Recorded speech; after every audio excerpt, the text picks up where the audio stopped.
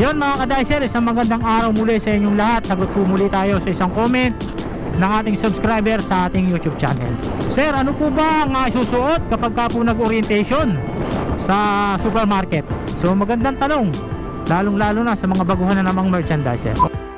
So yun mga ka-Dicer, meron po mga supermarket na nagre-required na kailangan ikaw po ay naka plain white polo shirt, slacks, leather shoes kapag ka po ikaw ay attend ng orientation. Siyempre kakaiba dyan yung notebook para po pag yung mag-orient na, mai-take down notes mo kung ano man po yung mga importanteng sasabihin kung sino man po yung mag-orient sa inyo sa supermarket. Napakahalaga po nun sapagkat ikaw po ay duty sa tindahan nila, at least malalaman mo yung kanilang mga rules, regulation at iba't iba pang mga policy. Okay?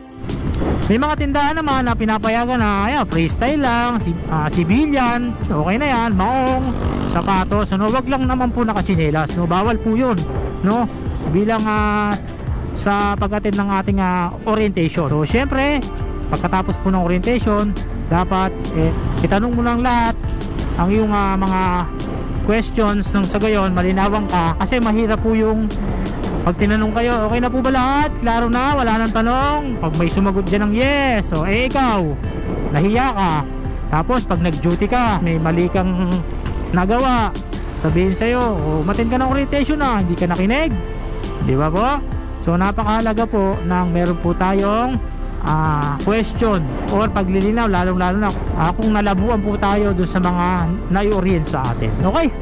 So ganun lang po kasimple ang kailangang isuot. Basta po dapat maging active po dyan, makinig po kayo lahat, sapagkat yan po ay napaka-importante. Okay? Imagine kayo po ay papasok ng matagal dyan sa supermarket, so dapat alam nyo po yung mga rules. Okay? Maraming salamat sa iyo. Shoutout sa nag-comment. Muli, ako ang inyong lingkod, Erwin Regalo, palagi nagsasabi ng kasabihang mabuhay ang lahat ng merchandiser. Peace.